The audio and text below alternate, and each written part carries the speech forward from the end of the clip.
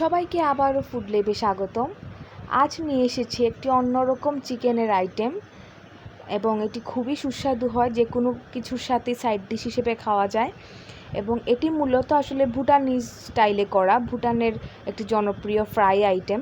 তো চলুন দেখে নেওয়া যাক কীভাবে করে নিতে হয়।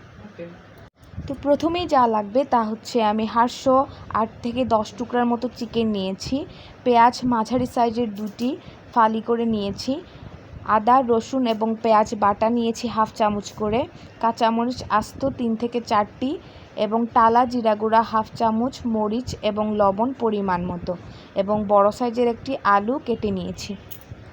তো প্রথমেই যা করতে হবে তা হচ্ছে প্রথমে একটু পানি নিয়ে নিতে হবে কড়াইতে, তারপর আদা রসুন এবং পেঁয়াজ হাফ চামচ করে যেটা রেখেছিলাম সেটা দিয়ে দিব, খুবই অল্প পরিমাণ লাগে এবং তার মধ্যে দিয়ে দিব চিকেনগুলো, দিয়ে আমি সেদ্ধ করে নিব।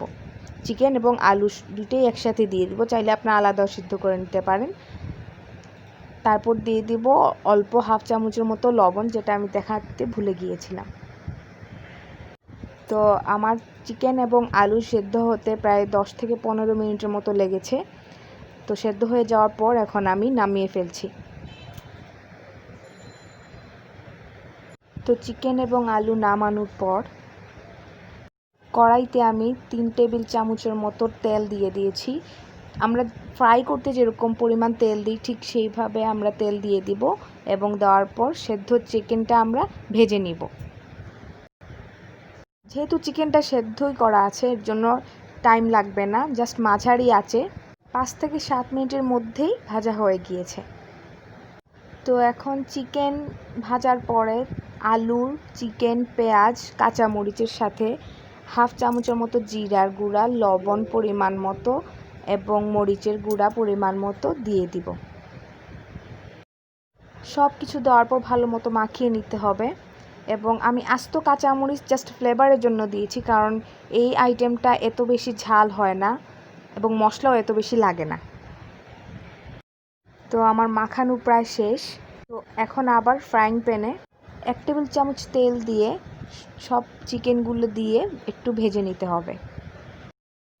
সব কিছু দেওয়ার পর আমি মাঝারি আঁচে 3 থেকে 4 মিনিটের মতো একটু ভেজে নেব, যাতে সব মশলা মাংস এবং আলুর সাথে মিশে যায়। এখন দিয়ে দিচ্ছি 1 চা চামচের 3 ভাগের 1 অংশ গরম মশলা, যেটা অপশনাল, নাও দিতে পারেন, তবে দিলে ফ্লেভার ভালো আসে।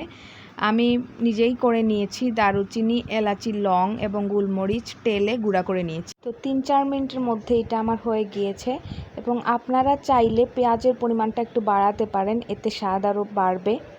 তো এখন আমি নামিয়ে ফেলবো। তো রেডি হয়ে গেল আজকে সুস্বাদু roasted chicken fry with potato. আশা করি সবার অনেক ভালো লাগবে এবং ভালো লাগলে অবশ্যই লাইক, কমেন্ট এবং সাবস্ক্রাইব করতে ভুলবেন না। ধন্যবাদ।